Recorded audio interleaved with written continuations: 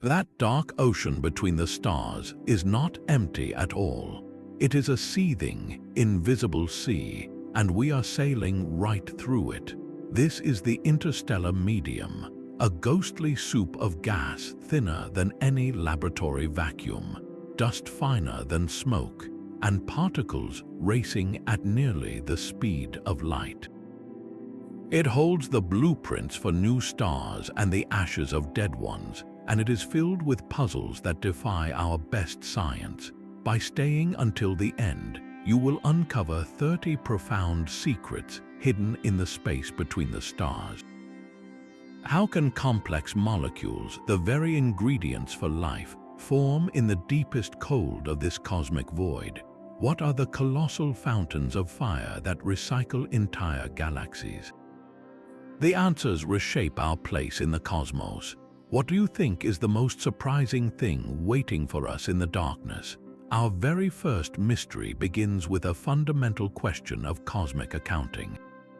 We have looked out at our galaxy and tried to weigh it, to measure all the gas that should be there, the raw hydrogen fuel for future suns, but the numbers do not add up. A significant portion of the galaxy's most basic ingredient seems to be missing, a ghost in the ledger of the cosmos. This is the mystery of the dark gas. We are not talking about dark matter, that even more elusive substance. This is ordinary hydrogen gas, the most common element in the universe, hiding from our view. The problem is one of temperature and state. For decades, the primary way we mapped the galaxy's hydrogen was by tuning our radio telescopes to listen for a very specific hum, a faint radio whisper emitted when the single electron orbiting a hydrogen atom flips its spin. This technique revealed vast, warm clouds of atomic hydrogen drifting between the stars, but hydrogen is a social atom. In the colder, denser pockets of space, atoms pair up. They form molecules, two hydrogen atoms bound together, and this molecular hydrogen, H2, is the true raw material for star birth. It is the cold, dark nursery gas. Yet here is the catch: molecular hydrogen, when it is just sitting there in the frigid dark, is virtually invisible. It does not emit that convenient radio hum. It is too cold to glow in optical light.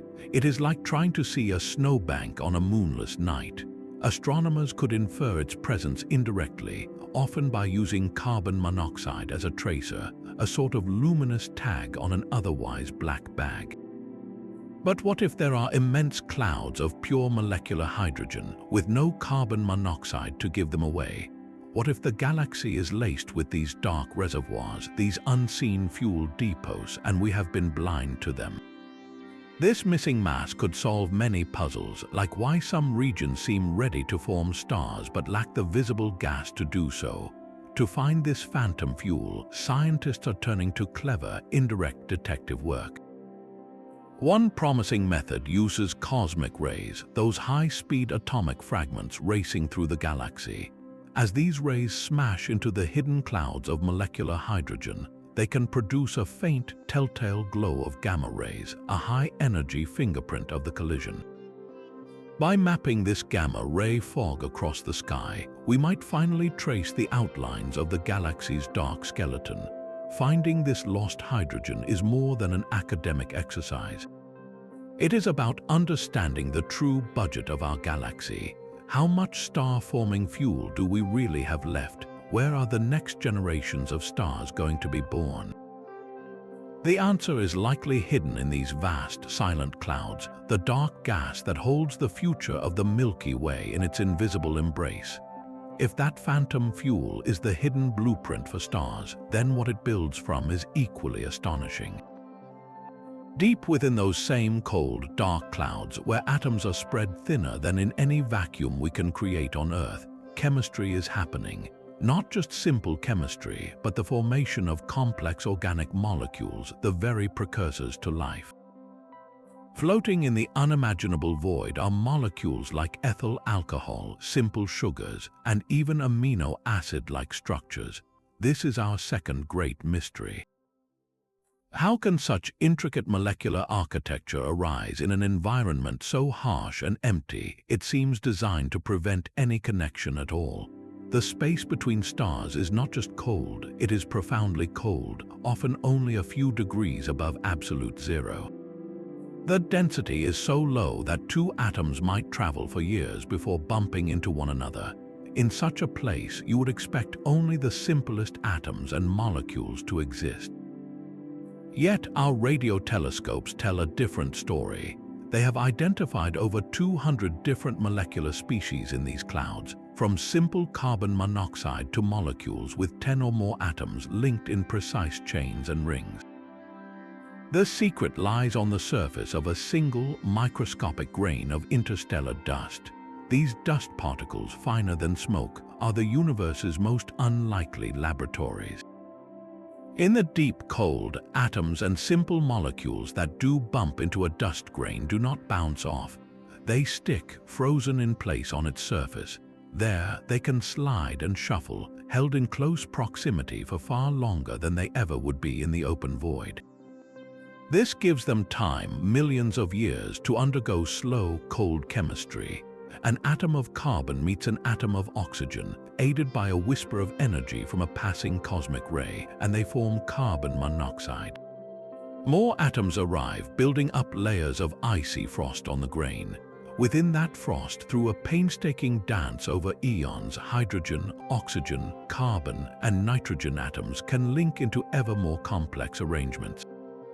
Then, when a newborn star ignites nearby, its gentle warmth or a shockwave from a distant explosion can puff this icy mantle off the grain, releasing these newly forged organic molecules into the surrounding gas where our telescopes can finally detect them. The implication is staggering. The basic chemical ingredients for life, the sugars, the alcohols, the molecular backbones, are not unique to Earth. They are a natural product of the interstellar medium itself, manufactured in the dark nurseries of stars and then seeded into nascent planetary systems. This means that before a planet like Earth even finishes forming, before its oceans condense or its crust cools, the raw materials for biology may already be raining down upon it, a gift from the cosmos. The galaxy, it seems, comes preloaded with the building blocks. The question is no longer if the chemistry for life can happen in space, but how far that chemistry can go on its own in the silent dark between the stars. But the galaxy does not simply store these ingredients. It stirs them in a cycle of breathtaking violence and scale. Towering above the flat disk of the Milky Way, like colossal smokestacks from a continent-sized factory, are structures we call galactic chimneys. These are our third mystery. They are not made of brick and mortar, but of gas heated to millions of degrees, erupting from the plane of the galaxy and spewing star stuff high into the galactic halo. Imagine a single supernova explosion, the death of a massive star. It is a titanic event, but it is a firecracker compared to what happens in the crowded stellar nurseries of our galaxy's spiral arms. There, stars are often born in frantic clusters, and the most massive among them live fast and die young. When these giants go supernova one after another, their combined fury does not just create isolated bubbles. They can blow a coordinated breach right through the thinner gas of the interstellar medium. Their shockwaves merge, their energy compounds, and they literally punch a hole in the galactic disk. Through these chimneys, the scorching gas from countless stellar explosions, superheated by the violence, is funneled upward. It is joined by the relentless hurricane-force winds from the most massive living stars, which constantly blast their outer layers into space. This creates a continuous fountain of hot, metal-rich material elements forged in stellar cores and supernova blasts, launching it on a monumental journey out of the star-forming districts below. This is the galaxy's primary recycling system. The material does not simply vanish. It arcs up hundreds or even thousands of light years high into the diffuse and mysterious galactic halo. There, in the relative quiet, the hot gas may slowly cool over millions of years. As it cools, it condenses, and under the gentle pull of the galaxy's gravity, this now heavy material begins to rain back down, a cosmic downpour of enriched gas that will eventually seed new clouds and fuel new generations of stars. But here lies the profound uncertainty. How much of this fountain spray escapes the galaxy's grasp forever, lost to the intergalactic void, and how much truly falls back as life-giving rain? The balance is everything. If too much material is lost, the galaxy slowly bleeds out its star-forming fuel, growing dimmer and redder over time. If most of it returns, the cycle continues vigorously, enriching each new stellar generation with the heavy elements necessary for rocky planets and ultimately life. We can see the chimneys, we can detect the hot gas, but the ultimate fate of this great galactic geyser remains one of the most critical unknowns in understanding the life cycle of our Milky Way and every galaxy like it. The future rhythm of star birth in our cosmic neighborhood depends on the answer. That great galactic fountain carries more than just hot gas. It also carries a form of cosmic soot, the elemental remains of dead stars. And this carbon-rich dust holds a secret written in the very light that passes through it. For over a century, astronomers have been staring at a persistent set of cosmic barcodes they cannot read. When starlight journeys across the galaxy to reach our telescopes, it does not arrive untouched. It passes through clouds of the interstellar medium, and atoms and molecules within those clouds absorb very specific colors or wavelengths of that light. This creates dark lines in the rainbow spectrum of the star, like missing teeth. We know most of these lines. Hydrogen leaves its mark, so does sodium, calcium, and other familiar elements. But there are hundreds of other dark lines, broad and diffuse, that do not match any atom or simple molecule we know. These are the diffuse interstellar bands, and their identity is one of the longest-standing puzzles in all of astrophysics. What in the vast emptiness of space is big enough and complex enough to create such a distinct, yet stubbornly anonymous fingerprint? The leading suspects are not single atoms, but sprawling molecular architectures built from carbon. Think of them as the large, stable soot molecules of the galaxy. One prime candidate is a family known as polycyclic aromatic hydrocarbons. These are flat, plate-like molecules made of rings of carbon atoms with hydrogen fringing the edges. On Earth, similar molecules are found in things like charcoal and automobile exhaust. In space, they could form on dust grains or in the expanding shells of dying red giant stars. Another fascinating possibility is the fullerene, a cage-like molecule of carbon atoms arranged into a hollow sphere, often called a buckeball. These are remarkably sturdy and could survive the harsh radiation of the interstellar medium. The reason pinning down the exact culprit is so maddeningly difficult is that these bands appear diffuse or smeared out.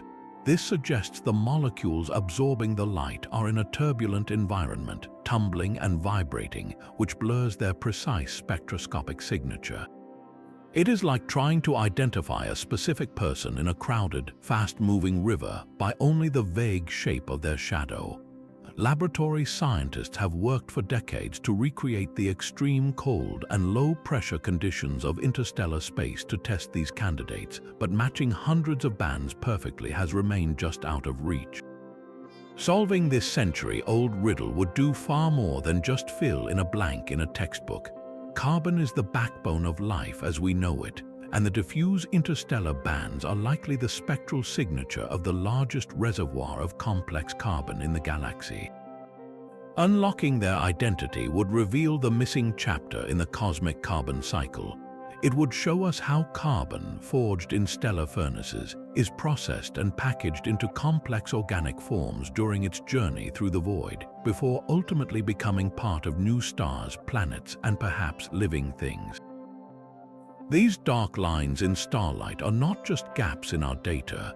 They are the chemical graffiti of the galaxy, a message written in a language of carbon we are only now beginning to decipher.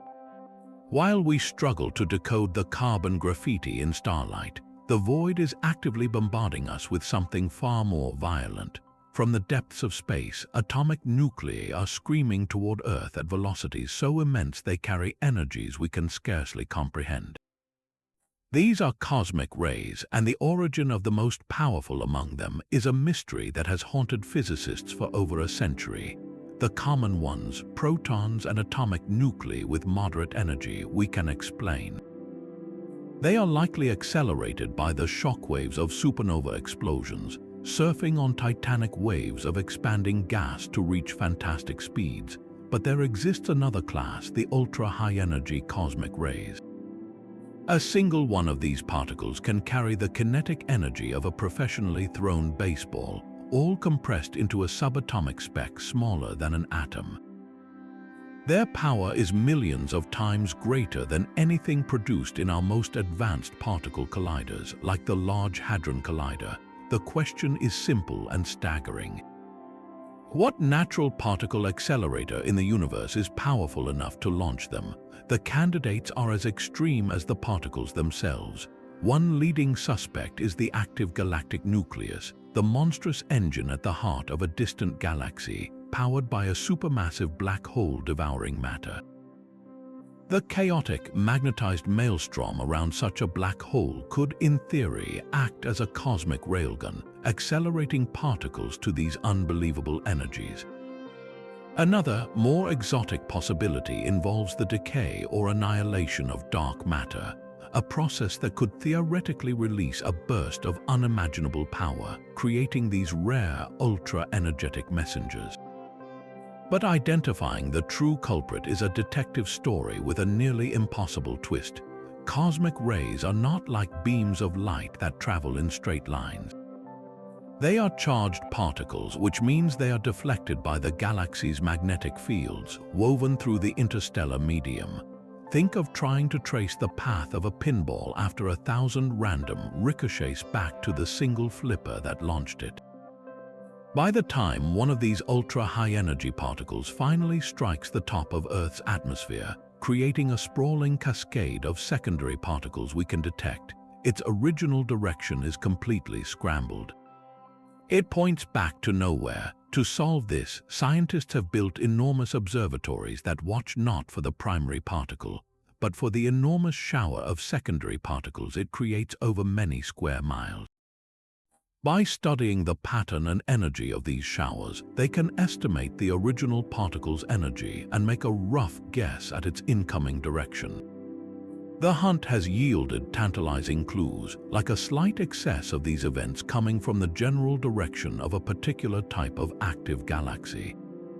But it is not a smoking gun. The answer may require catching many more of these unbelievably rare events, or finding a new type of messenger altogether, one that travels straight and true, to finally lead us back to the universe's most powerful accelerators.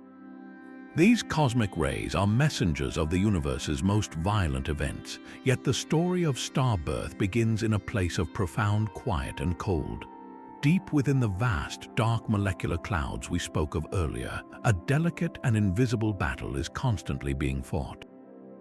Gravity wants to pull every atom inward to crush the cloud into a dense, hot knot that will ignite as a star, but two powerful forces stand in its way. The first is simple gas pressure. As a cloud contracts, its particles are squeezed closer together. They bounce off each other more frequently, creating an outward pressure that resists the crush of gravity. The second and more mysterious force is magnetism. The interstellar medium is threaded with magnetic fields, and these fields are frozen into the diffuse gas of the cloud. As the cloud tries to collapse, these magnetic field lines are dragged inward, but they also act like rubber bands, creating tension that supports the cloud against its own weight. For a star to be born, something must break this stalemate. The key lies in the chaotic, supersonic turbulence within these clouds. Imagine a pot of water not just simmering, but boiling at a furious, churning roll. That is the interior of a molecular cloud. This turbulence, likely stirred by nearby supernova shocks or stellar winds, creates a network of dense knots and filaments within the larger cloud.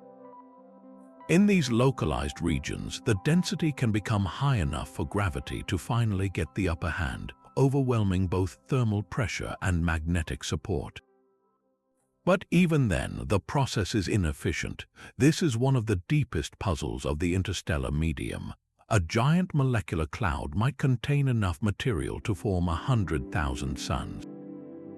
Yet, observations show that typically only 1 to 3% of a cloud's mass ever actually condenses into stars. The rest is simply dispersed back into the void, stirred away by the very turbulence that helped create the stars in the first place, or evaporated by the intense radiation from the newborn stars themselves. Why is the universe so wasteful with its star-forming fuel? The answer may lie in the delicate timing of the collapse. For gravity to win, a dense pocket must lose its internal heat and, crucially, shed its magnetic field. Heat can radiate away through dust grains, but shedding the magnetic field is trickier. A process called ambipolar diffusion must occur, where neutral gas particles slowly drift past the trapped ions and magnetic field lines, allowing the core to contract further. This is a slow, patient process. If a shock wave or a collision with another cloud triggers collapse before this magnetic leash is slipped, the resulting star formation might be more violent but even less efficient, scattering most of the gas away. So the birth of a single star like our Sun is not a foregone conclusion. It is the rare victory of gravity in a long, slow war against pressure, magnetism, and chaos. The fact that we exist at all is testament to a tiny, fortunate pocket in a cloud where the balance tipped just right, leaving the vast majority of the potential for life scattered back into the darkness, waiting for another chance. That cosmic soot, the dust that serves as a universe-wide chemical laboratory, has a dramatic story of its own. These microscopic grains, smaller than a wavelength of visible light, are born in the violent deaths of stars. When a massive star ends its life in a supernova, the explosion blasts newly forged heavy elements like silicon, carbon, and iron out into space. In the expanding, cooling fireball, these atoms collide and stick together, condensing into the first solid particles. In a slower, more serene process, aging red giant stars puff their outer layers into space in a gentle stellar wind. In these cooler, extended atmospheres, carbon and silicon atoms can also link up, forming dust grains that drift away like ash from a cosmic campfire. This stardust is the original seed, but its journey is just beginning. Once ejected into the interstellar medium, a dust grain embarks on an epic and perilous odyssey. It will be swept up by the gentle currents of diffuse gas, eventually finding its way into one of the vast, cold molecular clouds. Here, in the dark and the deep freeze, the grain's true purpose emerges. It becomes a cosmic ice core. Atoms and molecules from the gas freeze onto its surface, building up layers of water ice, carbon dioxide, methane, and ammonia. Within this icy mantle, shielded by the dust grain itself, those slow chemical reactions we discussed earlier take place, forging the prebiotic molecules of life.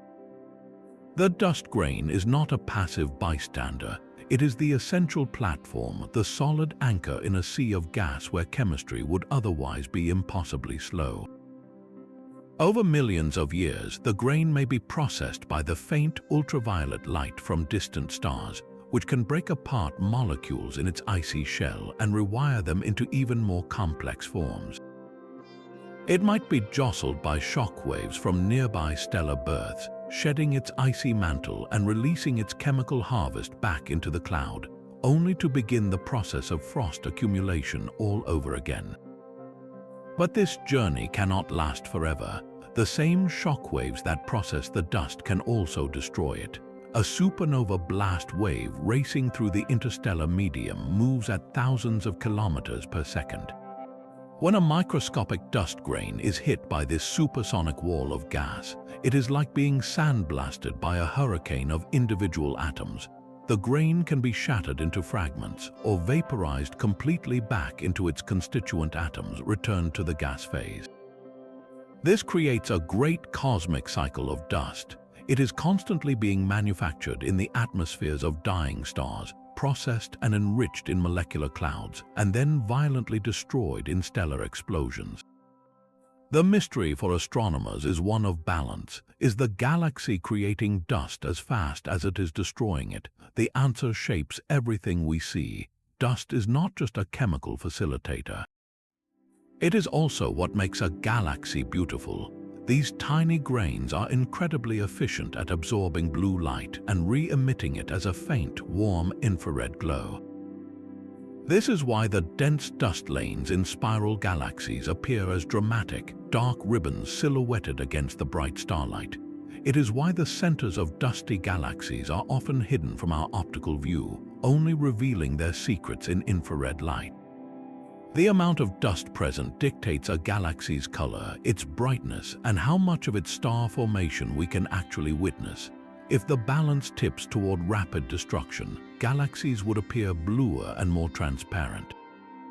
If creation wins, they grow dustier, redder, and more opaque, their stellar nurseries hidden behind veils of their own making.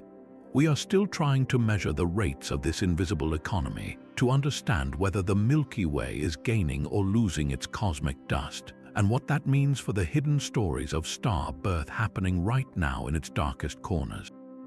Our solar system is not drifting through a uniform void. We are sailing right now through a specific and tenuous wisp of the interstellar medium known as the local interstellar cloud. This is our immediate cosmic neighborhood, a sparse bubble of warm, partially ionized gas about 30 light-years across. For decades, its properties were inferred from the faint glow of distant stars filtered through its haze. But we now have direct reports from the frontier. The twin Voyager spacecraft, after their grand tours of the outer planets, have done something truly historic. They have left the protective magnetic bubble of the Sun, the heliosphere, and are now sampling the raw interstellar medium itself. Their data is rewriting the map of our local space. The cloud is not a placid, featureless fog. It has structure, texture, and a magnetic field that we are only beginning to understand. The Voyagers revealed that just outside the heliosphere, the density of interstellar plasma is significantly higher than our best models predicted. It is as if we stepped out of our front door and found the air thicker, not thinner, than we expected. This suggests a complex boundary layer, a turbulent region where the Sun's influence truly ends and the galaxy's begins, filled with magnetic froth and compressed particles. One of the most intriguing puzzles is the alignment of the interstellar magnetic field. Measurements suggest it is draped around our heliosphere, but its orientation is not what we anticipated. It appears to be stronger and tilted in a way that compresses the Sun's protective bubble on one side more than the other, shaping our entire solar system's journey through the cloud. This interaction is a constant, silent struggle. The heliosphere, inflated by the solar wind, plows through the local cloud at about 25 kilometers per second. The cloud's external pressure from its own magnetic field and particle density pushes back, sculpting the heliosphere into a blunt, comet-like shape with a long tail downstream. The balance of this pressure determines the size of our cosmic sanctuary, the zone where the Sun's magnetic field shields us from the majority of galactic cosmic rays. If the cloud's density were much higher, our heliosphere might shrink, allowing more of this high-energy radiation to reach the inner solar system, with potential consequences for planetary climates and even the chemistry of our atmosphere over geological time. So the detailed structure of this cloud is not an abstract curiosity. It is the environmental context for our entire solar system. What other surprises does this local fog hold? Is it a uniform breeze, or are we passing through finer filaments and knots within it that could subtly alter the shield around our world? The Voyagers, now silent, have given us our first taste of the interstellar ocean. The next step is to build dedicated probes designed from the start to swim in it, to map its currents and its hidden shoals, revealing the true nature of the galactic neighborhood we call home. Even as we map the vast clouds, the final act of star birth happens on a far smaller, more intimate stage. Deep within the cold heart of a giant molecular cloud, gravity's victory creates a dense, dark knot known as a pre-stellar core. This is the true stellar womb, a region only about 10,000 times the size of our solar system, yet containing the mass of a future sun. But here the mystery deepens. These cores are not simple, uniform spheres of gas. They are structured, dynamic, and prone to a cosmic form of mitosis. As a core collapses, it does not do so evenly. Tiny initial asymmetries or the influence of turbulent motions can cause it to spin faster or develop internal knots of even higher density. This is the process of fragmentation. A single collapsing core can split like a droplet of water pinching apart, forming 2, 3, or even more separate centers of gravity. This is why most stars are not born alone. Our Sun, a solitary star, is somewhat unusual. The majority of stars in the galaxy have at least one sibling, born from the same core in this intricate dance of division. The precise recipe that determines whether a core fragments into a tight binary pair, a sprawling cluster, or a single star remains one of the great puzzles of stellar origins. It depends on the core's initial rotation, its magnetic field strength, and how efficiently it can shed heat. Get the balance wrong, and the core may fragment into many low-mass stars. Get it just right, and a single, stable star like our Sun can emerge. But once a young stellar object begins to shine, it presents astronomers with a different kind of puzzle, known as the luminosity problem.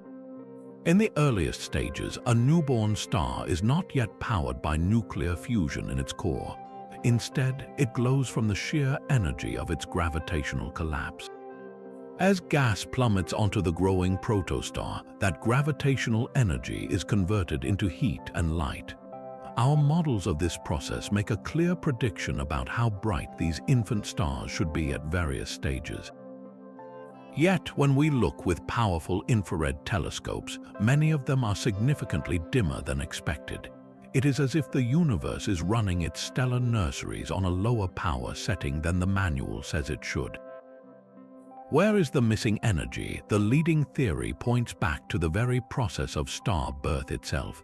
Perhaps our models are too simple, assuming a smooth, spherical inflow of gas.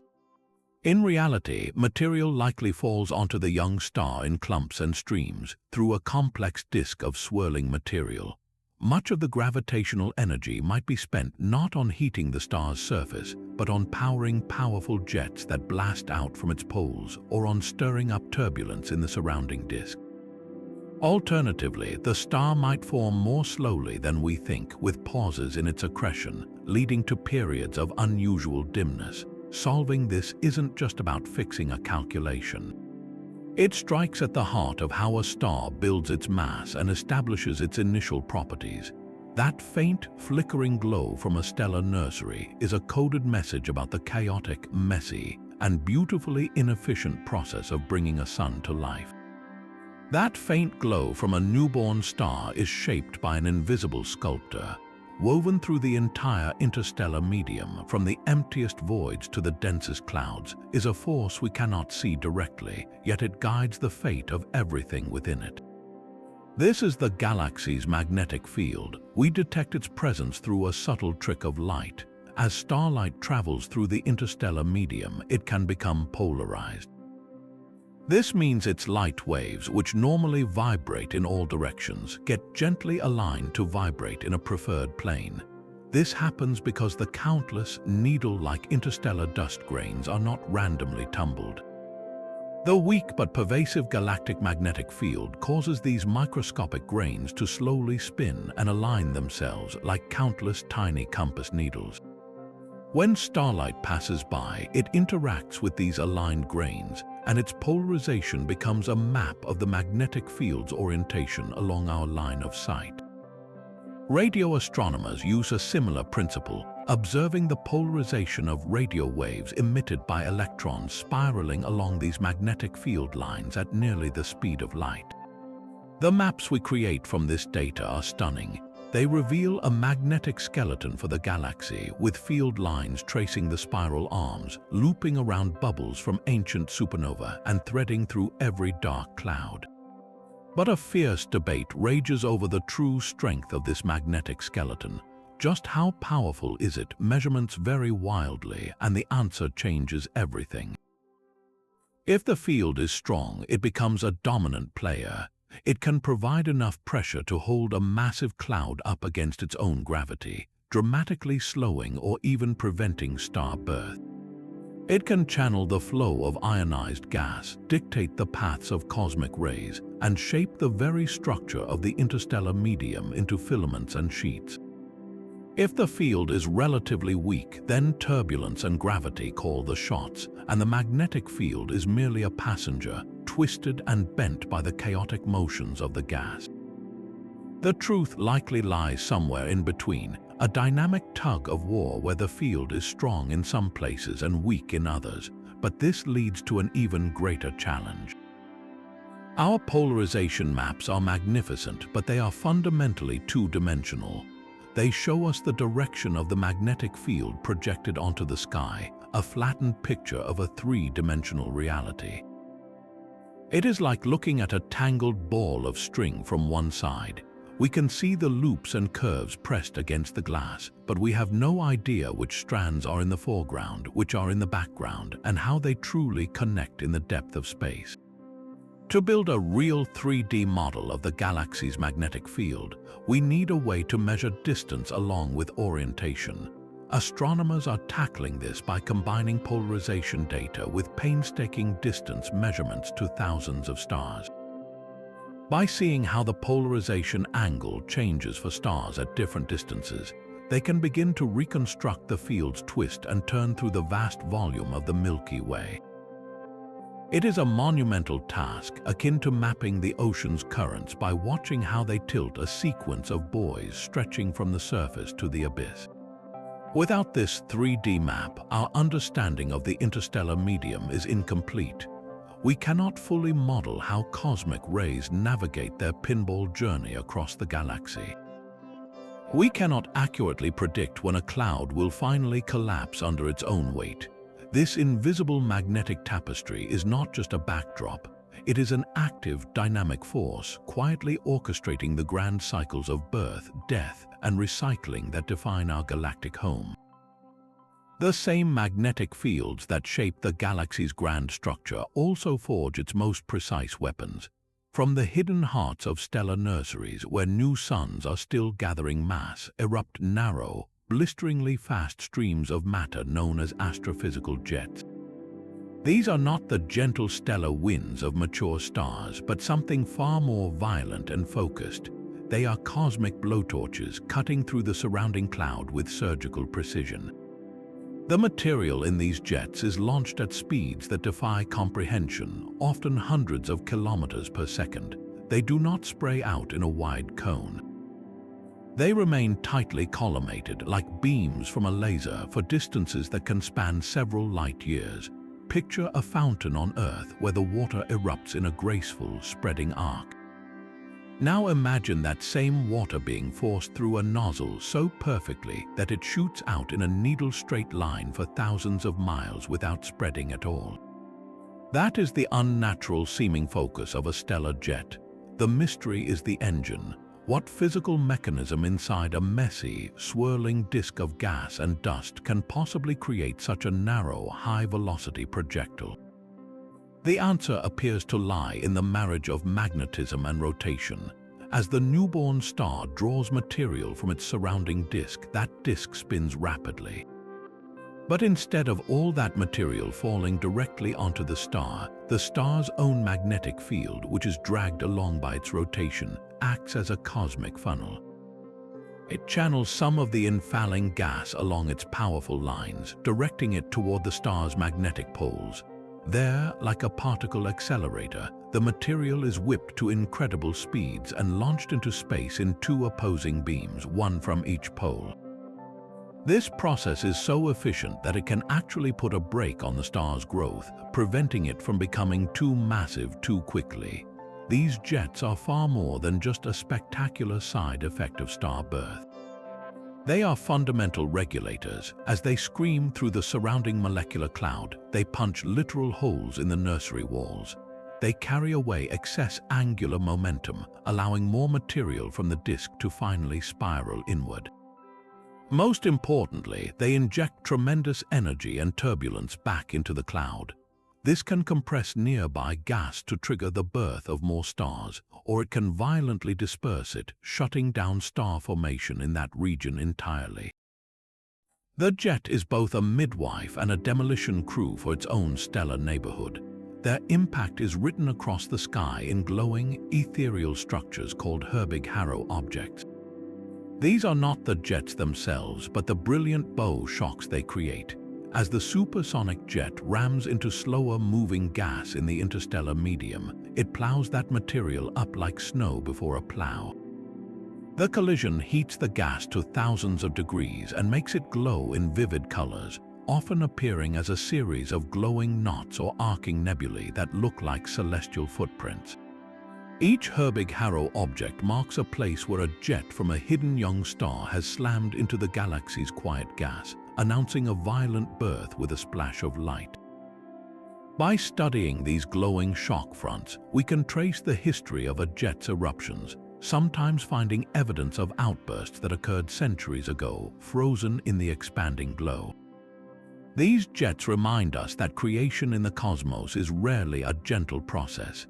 It is a story of focused fury, where the very forces that build a star must also carve a path through the darkness for it to emerge. The focused fury of stellar jets is a local phenomenon, but the particles they help accelerate eventually join a far larger, galaxy-wide sea. If we could see the sky with eyes sensitive to cosmic rays, the view would not be uniform. The glow would be brighter towards the heart of the Milky Way, fading as we looked out towards the galactic rim. This is the galactic cosmic ray gradient, a smooth change in intensity that points directly to our galaxy's core as the primary source of these high-speed atomic fragments. Yet the slope of this gradient holds a subtle puzzle. It increases towards the center, but not as dramatically as our simplest models predict. It is as if we are hearing a loud orchestra from a distant city, but the sound is muffled and diffuse, not sharp and clear. The interstellar medium is the reason for this. It acts simultaneously as the factory floor and an impossibly complex maze for these particles. The leading candidates for the cosmic ray accelerators are supernova remnants, the colossal, expanding shells of gas from stellar explosions. Within their chaotic shock fronts, particles can be trapped, bouncing back and forth across the shockwave like a rubber ball in a closing hallway, gaining a tremendous boost in speed with each crossing until they finally break free. But their journey is just beginning. Once injected into the wider galaxy, a cosmic ray does not travel in a straight line to our detectors. The interstellar medium is threaded with a tangled web of magnetic fields, and these charged particles are slaves to that magnetic tapestry. They do not fly, they spiral, winding around invisible magnetic field lines. With each interaction, their path is bent, scattering them in a random walk through the galaxy. This process is called diffusion, and it turns the interstellar medium into a vast, leaky container. The particles slowly wander, spreading out from their sources in the crowded spiral arms and central bulge, gradually filling the entire galactic disk. This diffusion explains why the gradient is so gentle. Even though most cosmic rays are born in the busy star-forming regions towards the galactic center, their random, zigzagging journey scatters them far and wide, smoothing out the intense concentration we might otherwise see. This leads to the deeper mystery of escape. How do cosmic rays finally leave the galaxy altogether? They are too energetic to be permanently confined by the Milky Way's magnetic grasp. Astronomers believe they eventually drift and diffuse out into the vast intergalactic void, perhaps following magnetic field lines that open up at the boundaries of the galactic disk or being carried away by galactic winds. But the exact mechanisms, the specific doors out of the magnetic maze, remain poorly understood.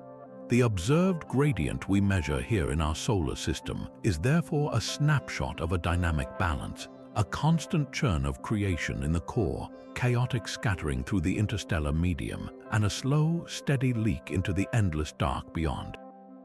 It is a testament to the galaxy's ability to generate unimaginable power, and the interstellar medium's profound role in mixing and releasing it into the cosmos. This galactic churn of energy creates a universe of stark contrasts right outside our solar doorstep. The interstellar medium is not a uniform fog. It exists in distinct and separate phases, from gas hotter than the core of a star to clouds colder than the deepest void of space. This is a cosmic thermodynamic puzzle. How can these extremes coexist side by side, and what invisible thermostat maintains the balance between them? The hottest phase is the coronal gas, a tenuous plasma simmering at over 1 million degrees. It fills the vast bubbles blown by supernova and likely exists in great halos around the galaxy.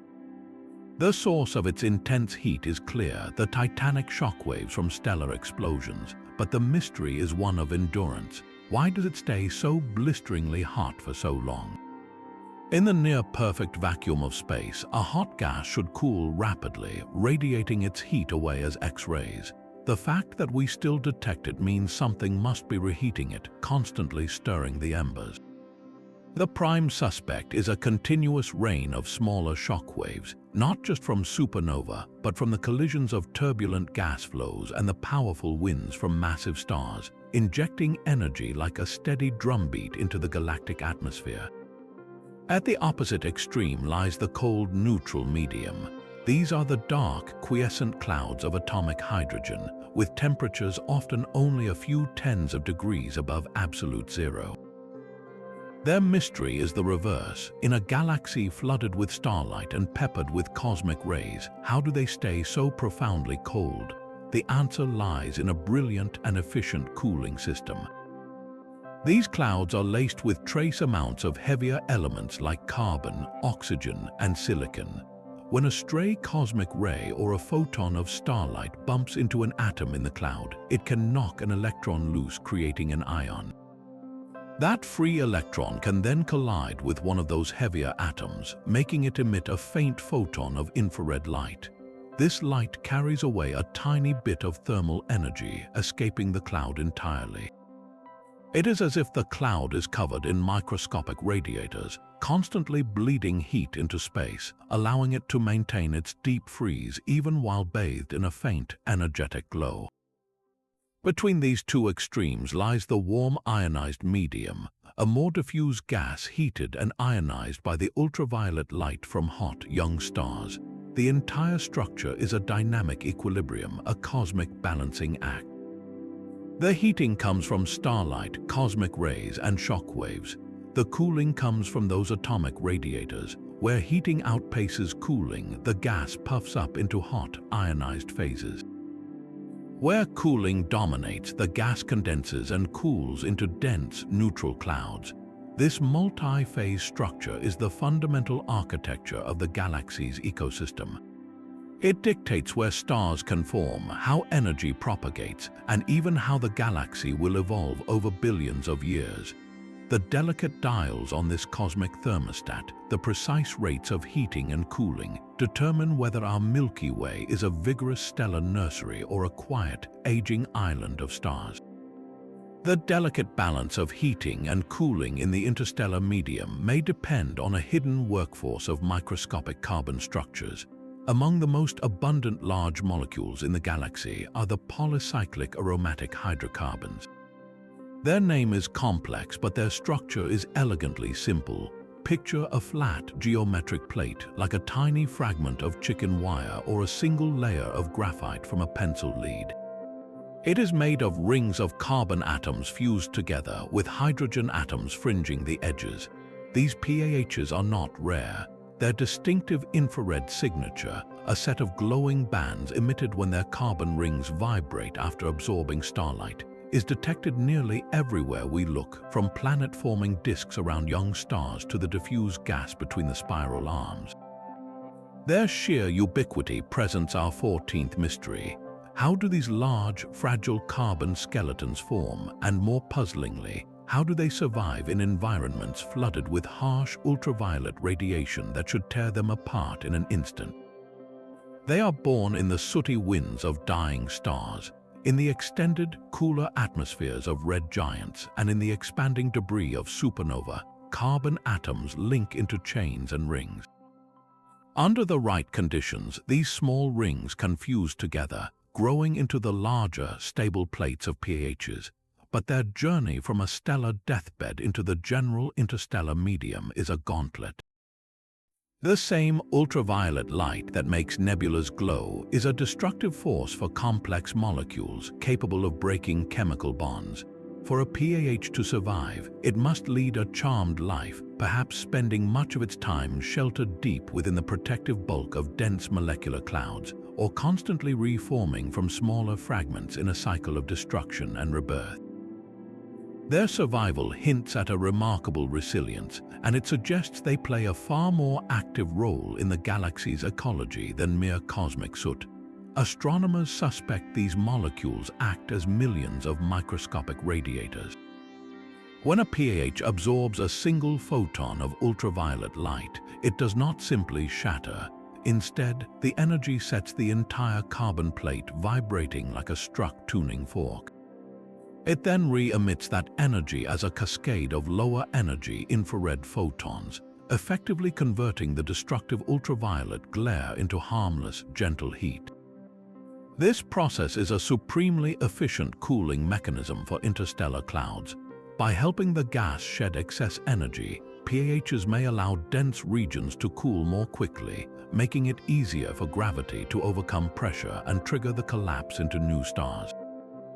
In this way, the ashes of dead stars directly midwife the birth of new ones. Their proposed role grows even more intriguing when we return to that century-old puzzle, the diffuse interstellar bands. Many scientists now believe that PAHs, or their electrically charged cousins, are the leading candidates for producing those mysterious dark lines in starlight. A large, complex molecule like a PAH has a vast number of ways its electrons can be excited, potentially creating the broad, blended absorption features we observe. If this link is proven, it would solve two profound mysteries at once. It would identify the dominant form of cosmic carbon floating between the stars and reveal the hidden coolant that helps shape the galaxy's stellar nursery. These unassuming carbon plates, then, are more than just interstellar dust. They are likely the universe's most common large organic molecules, vital thermal engineers, and the possible keepers of a spectral secret we have sought for generations. The same ultraviolet light that shapes carbon molecules also reveals a glaring cosmic discrepancy. When we look at the light from distant stars, we can read its spectrum like a chemical inventory of the interstellar gas it passed through. For most common elements, the numbers make sense. We see absorption lines for silicon, magnesium, and carbon that roughly match their known cosmic abundance, the amount we know exists from studying stars themselves. But one crucial element is conspicuously absent. Iron should be there. It is one of the most common heavy elements in the universe, forged in the cores of massive stars and scattered far and wide by supernova explosions. Yet spectroscopic measurements consistently show a shocking deficit. The amount of iron atoms floating freely in the gas phase of the interstellar medium is only about 1,000th of what our models predict. It has effectively gone missing. This is not a small accounting error. It is as if you owned a vast warehouse known to contain tons of steel, but every time you took inventory, you could only find a few scattered nails. So where did all the iron go? The leading theory points directly to the interstellar dust we have been discussing. Astronomers believe the missing iron has not vanished. It has simply changed state, condensing out of the gaseous fog and locking itself onto the surfaces of those countless microscopic dust grains. In the cold of space, iron atoms are sticky. When they encounter a dust grain, perhaps one made of silicate rock or carbon, they adhere and become part of its solid matrix. This process, called depletion, happens to many elements. But iron is an extreme case. It is depleted from the gas phase more severely than almost anything else. This presents a deeper layer to the mystery. Why iron, and why don't other abundant elements like magnesium show the same dramatic disappearance? Magnesium is often found alongside silicon in silicate dust grains, and yet a significant fraction of it remains in the gas where we can detect it. The difference may lie in chemistry and condensation temperature. Iron has a relatively high condensation point, meaning it transitions from gas to solid at a higher temperature than some other elements. In the cooling ejecta of a supernova or the wind of a red giant, iron might be among the first elements to clump together and form solid seed particles, acting as the very core around which other dust materials accumulate. It becomes the hidden skeleton inside the grain. Another possibility is that iron, once stuck to a grain, is simply harder to dislodge. It might form strong chemical bonds or even metallic clusters within the dust that are resistant to the processes that occasionally blast other elements back into the gas. The form it takes is still debated. Is it pure metallic iron? Is it iron oxide like rust? Or is it chemically bonded into minerals like olivine? Each form would interact with light differently, leaving a subtle signature we are still learning to read. Solving the missing iron problem is critical for more than just completing a cosmic balance sheet. Iron locked in dust plays a huge role in the thermal budget of the interstellar medium. Metallic iron grains are incredibly efficient at absorbing starlight.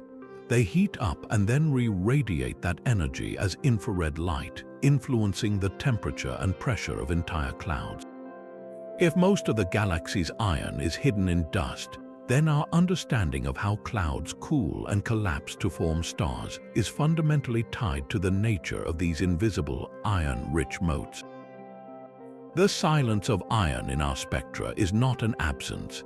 It is a message written in solid form, telling us that the most common heavy element in the cosmos prefers to hide in plain sight, woven into the fabric of the dust that veils the galaxy's brightest lights.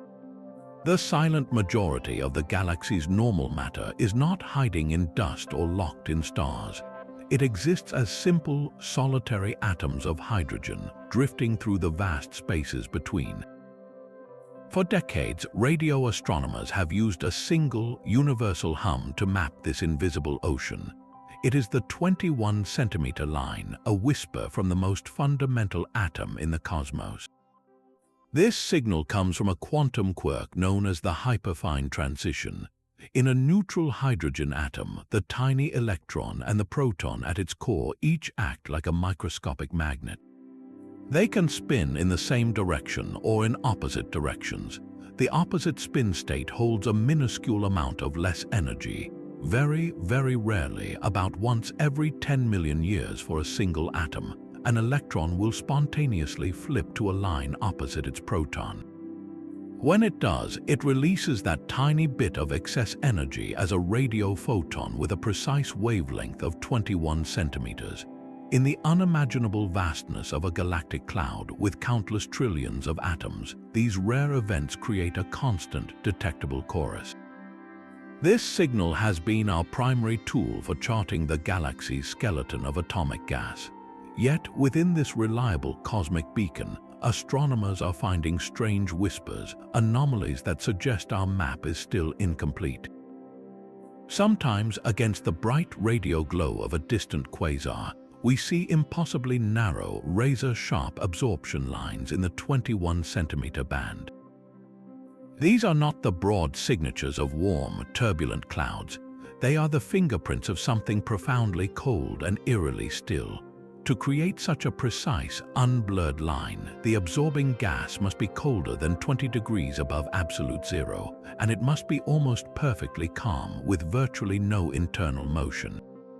This hints at tiny, incredibly dense clumps of cold neutral hydrogen, structures far smaller and more isolated than our standard models of the interstellar medium predict. How do these tiny, frigid islands form and survive in a galaxy filled with energy? They might be shielded within the densest filaments of larger clouds, or perhaps they are the cold, condensed cores of gas that have radiated away nearly all their heat. Each one is a time capsule of near-absolute stillness. Other anomalies appear in the signal's distribution. When we map the 21-centimeter emission across the sky, we sometimes see puzzling variations in its intensity or velocity structure that do not match the expected swirl of galactic rotation. These could be clues to interactions with an invisible sea of energy, the cosmic ultraviolet background radiation. This is the accumulated glow from every star and galaxy since the dawn of time, a faint, all-pervading ultraviolet bath. As this background light shines through clouds of atomic hydrogen, it can subtly influence the atoms, affecting their spin states and slightly altering the strength of the 21-centimeter signal we receive. By decoding these subtle changes, astronomers can use the hydrogen line not just as a map but as a probe. It becomes a way to measure the intensity of this ancient ultraviolet glow and to detect the faintest, most tenuous wisps of gas that would otherwise be completely invisible. Every unexplained wiggle in the data, every anomalous narrow line, is a signpost pointing to a finer level of structure in the interstellar medium. It suggests a cosmos more textured and complex than our broad brush maps can show, where the dominant atom in the universe still has secrets to share in its quiet 21-centimeter hum. High above the flat plain of the Milky Way, silent rivers of gas are plummeting toward the starry disk. These are high-velocity clouds, colossal but ghostly streams of neutral hydrogen, hundreds of light-years across, moving at speeds that defy the simple rotation of the galaxy. They are falling in, or sometimes arcing around, at velocities hundreds of kilometers per second different from the material around them. Their existence presents a clear and dramatic question. Where is this rain coming from, and what does it mean for the future of the Milky Way? The leading theories paint very different pictures of our galaxy's history and its ongoing evolution. One compelling idea is that these clouds are ancient relics, leftovers from the very formation of the Milky Way itself. In this scenario, when our galaxy coalesced from the primordial gas of the early universe, not all of that material collapsed smoothly into the disk. Some of it may have been left behind in a vast, extended halo, taking billions of years to slowly cool, condense, and finally begin its long, slow descent. If true, these clouds are cosmic fossils, a delayed inheritance from the galaxy's birth, now finally arriving to replenish the star-forming fuel below. A second, more violent origin story involves our galaxy's cannibalistic nature. The Milky Way is not alone. It is surrounded by a retinue of smaller satellite galaxies like the Large and Small Magellanic Clouds. As these dwarfs swing around our galaxy on their long orbits, the immense tidal forces of the Milky Way's gravity can literally strip gas from them, pulling out vast streamers of material. Some high-velocity clouds could be this stolen star stuff, the plunder from a cosmic raid now raining down upon the victor. The third theory connects directly to the great galactic chimneys we discussed earlier. Perhaps these are not invaders or fossils, but part of a domestic cycle. This material could be the return flow of the galactic fountain, the hot gas that was blasted out of the disk by supernova, which has now traveled high into the halo, cooled over millions of years, condensed into neutral clouds, and is now falling back in a grand circular rain. Each origin story carries profound implications. If the clouds are primordial, they represent a trickle of new, unprocessed fuel, gas that has never been enriched by the nuclear furnaces of previous stellar generations. This would be a gentle top-up for the galaxy. If they are stripped from satellites, they bring with them the chemical signature of another galaxy, a foreign element mix that could alter the chemistry of our own interstellar medium in specific regions. And if they are part of the fountain cycle, they are simply our own recycled material, a testament to the galaxy's closed-loop economy. The key to solving this lies in two stubborn unknowns: distance and composition. Without knowing exactly how far away a high-velocity cloud is, we cannot determine its true size, mass, or three-dimensional trajectory. Is it a nearby, relatively small splatter or a distant, massive river? Composition is the other crucial clue. By looking for the faint signatures of heavy elements within the cloud's hydrogen, astronomers can perform a chemical autopsy.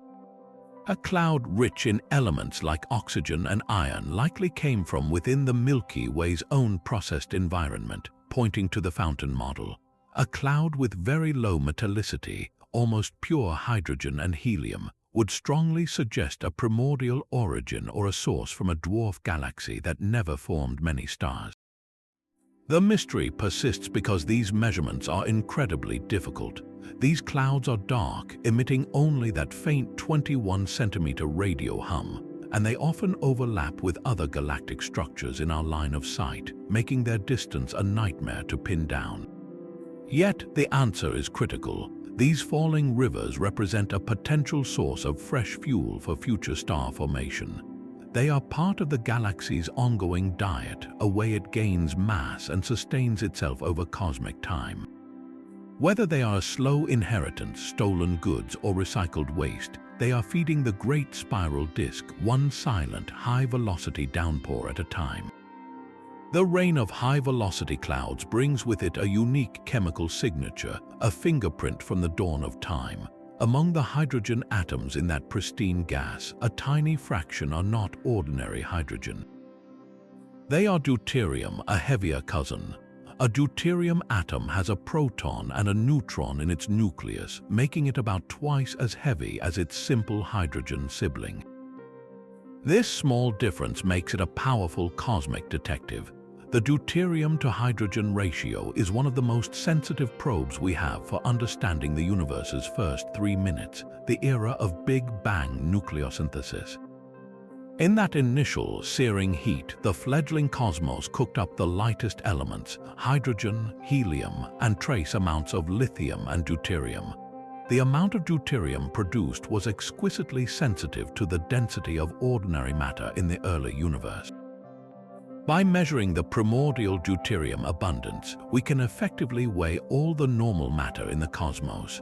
Observations of the most distant, unprocessed gas clouds in the universe give us that pristine number.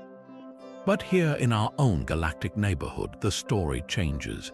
When we measure the deuterium to hydrogen ratio in the local interstellar medium, the value is consistently lower. It has been diluted. This is our 18th mystery. Where did the deuterium go? The answer lies in the life cycle of stars. Deuterium is fragile. While it is forged only in the Big Bang, it is easily destroyed in the hearts of stars. The nuclear fusion that powers a star begins by fusing hydrogen into helium, but the first step in that chain often involves deuterium as a fleeting intermediate. In the stellar core's intense heat and pressure, any deuterium is rapidly consumed and converted. It never survives the journey. So when a star forms from an interstellar cloud, it locks up the cloud's original deuterium and burns it. Later, when that star dies, whether in a gentle wind or a violent supernova, it returns enriched material to space material full of heavy elements like carbon and iron, but utterly devoid of its original deuterium. Over billions of years, as generations of stars have formed, lived, and died, the interstellar gas has been cycled through these stellar furnaces. Each cycle burns up a little more deuterium, gradually lowering the ratio we measure today. The local interstellar medium is like a well-used library book, its pristine pages now filled with the marginal notes of stellar processing, but the plot thickens when we look closer. The deuterium is not just missing uniformly, it appears to be locked away in different chemical forms depending on its environment. In the cold, dense cores of molecular clouds, deuterium shows a fascinating preference. Chemical reactions on the surfaces of icy dust grains, especially at temperatures just a few degrees above absolute zero, favor the heavier deuterium atom. This means molecules like heavy water, where deuterium replaces hydrogen, can become surprisingly abundant in these frigid nurseries. In some icy mantles, the ratio of deuterium to hydrogen can be enriched by factors of hundreds or even thousands compared to the general gas. It is as if the cold acts as a chemical trap, selectively corralling the heavier isotope into complex ices. Meanwhile, in the warmer, more diffuse atomic gas, deuterium remains mostly in its atomic form, but even there, its abundance can vary. Regions that have been more heavily processed by many generations of stars will show a lower ratio. Areas that have recently been enriched by infalling, pristine gas from the halo might show a slightly higher value. Mapping these variations is like taking a chemical core sample of the galaxy's history. By measuring the deuterium ratio along different lines of sight, astronomers can trace which parcels of gas have been through the stellar cycle and which are relatively fresh. This delicate isotope, this cosmic relic, serves as a permanent ledger entry. Its gradual disappearance from the interstellar gas is the direct signature of the galaxy's star-forming activity over cosmic time. The mystery is not just where it went, but precisely how its complex chemical journey from atom to molecule to ice and back again records the intimate history of our corner of the Milky Way. Between the bright emptiness of space and the deep darkness of a stellar nursery lies a ghostly middle ground. These are the translucent clouds, the interstellar medium's twilight zone.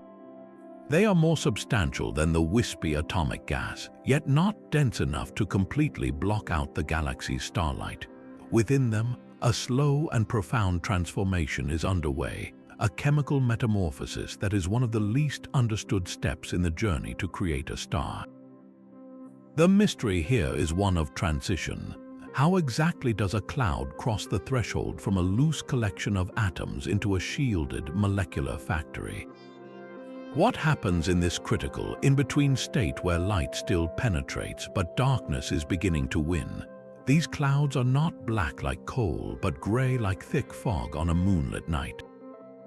Starlight, especially the harsh ultraviolet light from hot, young stars, filters through them. This energy is both a destroyer and a catalyst. On one hand, it breaks apart molecules, keeping the gas in an atomic state. On the other, it provides the energy to drive a richer chemistry than is possible in either the diffuse medium or the opaque core. It is within these translucent borders that carbon completes a vital shift.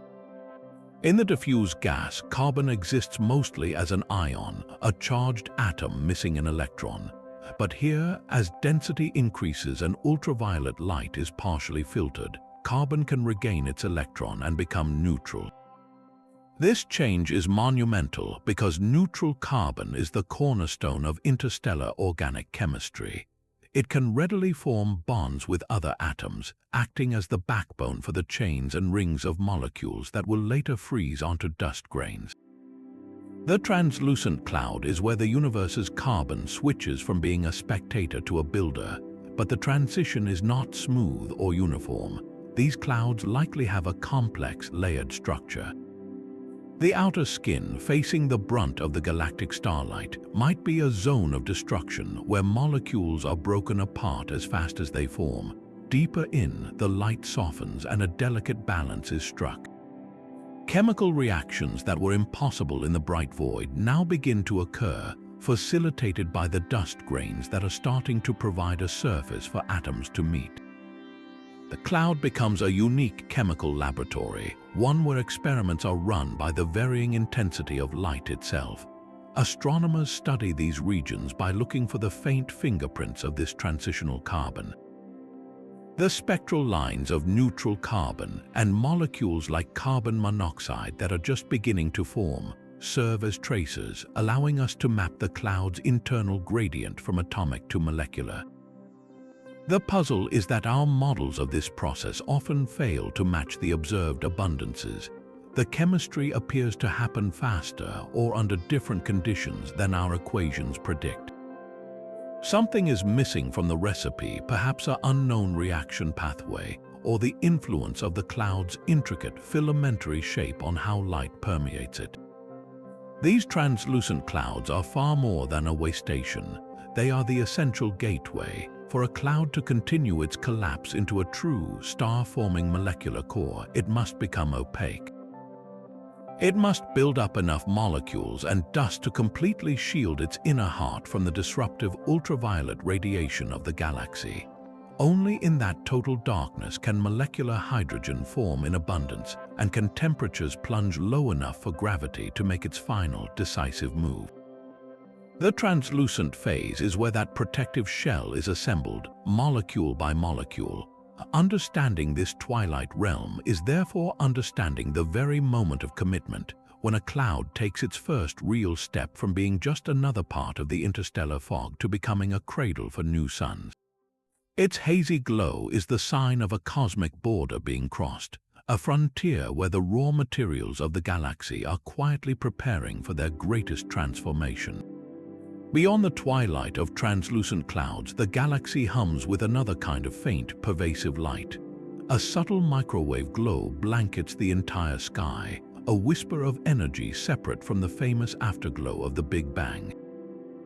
This is the anomalous microwave emission, a signal that has puzzled astronomers for decades. It does not come from known stars nor from the cold dust of nebulae. Its source is a mystery written in a frequency band we use every day for communication and heating food. The leading suspect in this cosmic detective story is one of the smallest actors on the interstellar stage, spinning at impossible speeds. The most compelling explanation points to nanoparticles, dust grains so tiny they are measured in mere nanometers, smaller than a wavelength of visible light. These are not the soot-like grains that help form stars. These are perhaps the shattered fragments of larger grains, broken down by violent shocks or the relentless grind of interstellar collisions. The theory is as elegant as it is strange. These nanometer-sized particles are thought to be asymmetric with an irregular, lopsided shape. When they are hit by a single ultraviolet photon from a distant star or bumped by a passing atom in the thin gas, they receive a tiny twist. Because they are so incredibly small and light, this minuscule torque sets them spinning at phenomenal rates, billions or even trillions of revolutions per second. A spinning, electrically charged, irregular object is a fundamental source of radiation. As these frenetic nanoparticles whirl, they emit a broad, smooth spectrum of microwaves through a process called electric dipole emission. Think of it as the world's tiniest, fastest radio transmitter. The challenge has been proving this hypothesis beyond doubt. The anomalous emission is always tangled with other signals from the interstellar medium, like the soft radio glow from synchrotron radiation and the thermal emission from warmer dust. Isolating its pure fingerprint requires meticulous observations across multiple microwave and radio frequencies, comparing maps of the sky with painstaking precision. Recent studies have provided strong support. In several regions, the distribution of this anomalous microwave glow correlates beautifully with clouds of ultraviolet light, which would be the very engine that spins the proposed nanoparticles. It is a compelling link between cause and effect, yet the case is not fully closed. The exact composition of these spinning grains remains unknown. Are they tiny diamonds of carbon, specks of silicate rock, or flecks of metallic iron? Each material would spin and emit slightly differently under the same conditions. Confirming their nature would open a new window into the smallest scales of interstellar material. This faint microwave whisper is far more than a technical curiosity. If the spinning dust model is correct, it reveals a hidden population of matter, a fine mist of cosmic shrapnel that our other observations simply miss. These nanoparticles represent a critical piece of the dust life cycle, the end product of destruction or the seeds of future growth. Their furious rotation is a direct probe of the local interstellar environment, telling us about the density of the gas and the intensity of the starlight that drives them. By tuning our instruments to this universal hum, we are listening to the galaxy's smallest gyroscopes, each one a testament to the invisible forces that stir the void. The faint microwave hum from spinning dust is just one whisper in a far more energetic chorus. If we could see the sky with gamma-ray eyes, the Milky Way would blaze with a fierce, crackling light. This is the highest energy form of radiation, the signature of the universe's most violent processes. Telescopes like the Fermi Gamma-Ray Space Telescope have spent years mapping this seething glow, and in doing so, they have given us a powerful new tool to probe the invisible. The maps reveal a stunning truth. A dominant source of this galactic gamma-ray light is not the stars themselves, but the relentless rain of cosmic rays slamming into the quiet atoms of the interstellar medium. When a high-speed proton, the nucleus of a hydrogen atom, collides with a slower-moving proton in a gas cloud, the crash can create a fleeting particle called a pion, which almost instantly decays into gamma rays. The brighter the gamma-ray glow from a region, the more cosmic rays are interacting with the gas there. It should be a straightforward equation. More gas should mean more collisions and a brighter gamma-ray signal. Yet the cosmic ledger, once again, refuses to balance. When astronomers overlay these brilliant gamma-ray maps with their charts of visible atomic hydrogen from the 21-centimeter line, or the molecular gas traced by carbon monoxide, they find puzzling mismatches. In some regions, the gamma rays shine far more brightly than the amount of known gas would predict. In others, the glow is oddly faint. This discrepancy is a direct challenge, and it points to two profound possibilities. The first is that the density of cosmic rays themselves is not uniform throughout the galaxy. Perhaps the accelerators, the supernova remnants and stellar wind bubbles, create localized hotspots where cosmic rays are freshly injected and concentrated. A cloud of gas sitting in one of these cosmic ray hotspots would glow far more brightly in gamma rays than an identical cloud in a quieter part of the galactic suburbs. The variations in the glow could then be a map of the cosmic ray sea's own hidden currents and storms. The second, even more tantalizing possibility brings us back to the phantom fuel. This gamma-ray excess could be the long-sought signature of the dark gas, those vast reservoirs of pure molecular hydrogen that are invisible to our standard radio tracers. If a cloud is rich in this hidden H2, it would provide a huge amount of target material for cosmic ray collisions, producing a torrent of gamma rays while appearing nearly empty on our conventional gas maps. The gamma-ray sky, therefore, becomes an independent detective. By carefully subtracting the glow expected from all the gas we can see, the leftover gamma-ray signal could literally outline the shapes of these unseen clouds. It is like hearing the applause in a darkened theater. You cannot see the audience, but the intensity and location of the sound reveal their presence and their numbers. This technique is already hinting at vast, hidden structures woven through the spiral arms. Solving this gamma-ray puzzle does more than find missing gas or map cosmic rays. It forces a more complete understanding of the interstellar medium as an integrated system. The energy input from cosmic rays, the distribution of the fuel they interact with, and the resulting radiation are all linked in a dynamic feedback loop. A gamma-ray map is not just a picture of explosions in the void. It is an X-ray of the galaxy's circulatory system, showing how its most energetic particles flow and where its most fundamental ingredient hides in the shadows. Those hidden reservoirs of molecular gas are not simply passive fuel tanks.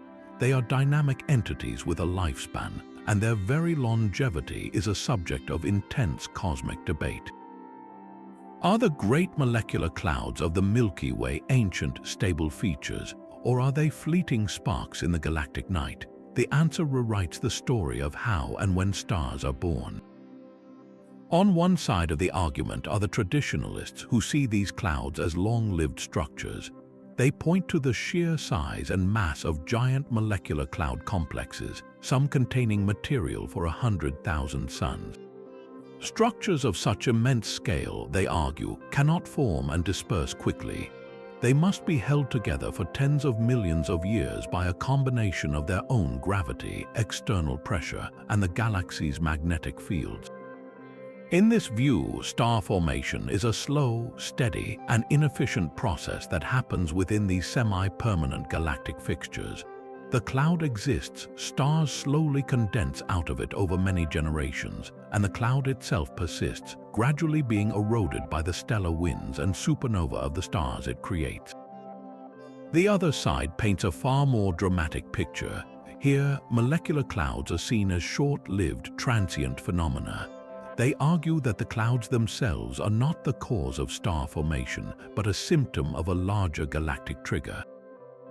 Imagine the spiral arms of our galaxy not as static structures, but as waves of density, like traffic jams moving through the flow of stars and gas. As diffuse gas enters a spiral arm, it is compressed. This sudden squeeze can rapidly increase the density, pushing the gas over a critical threshold where atoms can pair into molecules and where gravity can suddenly gain the upper hand. In this scenario, a giant molecular cloud might assemble in just a few million years, undergo a frantic burst of star formation, and then be utterly destroyed by the very stars it birthed within 10 to 20 million years. The evidence for this comes from the stars themselves. When we look at young star clusters, we find that all the stars within a single cluster are essentially the same age, to within a million years or so. This suggests they formed in a single, coordinated burst, not in a slow trickle over eons. Furthermore, we rarely see old stars still embedded within their natal molecular clouds. The clouds seem to dissolve on a timescale comparable to the time it takes for their most massive stars to live and die. It is as if the cloud's own children tear down the nursery as soon as they are strong enough. This debate is not academic. It strikes at the heart of galactic ecology. If clouds are long-lived, then star formation is a local, self-regulated process. A cloud's own star formation efficiency dictates its lifespan.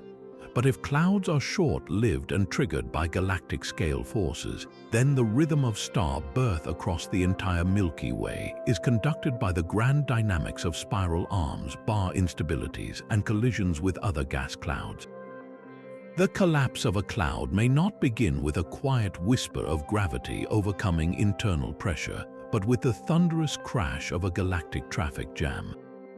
The trigger could be a shock wave from a nearby supernova, a collision with another cloud, or the simple pile-up of material at the leading edge of a spiral arm. In this more violent universe, a molecular cloud is not a serene stellar nursery.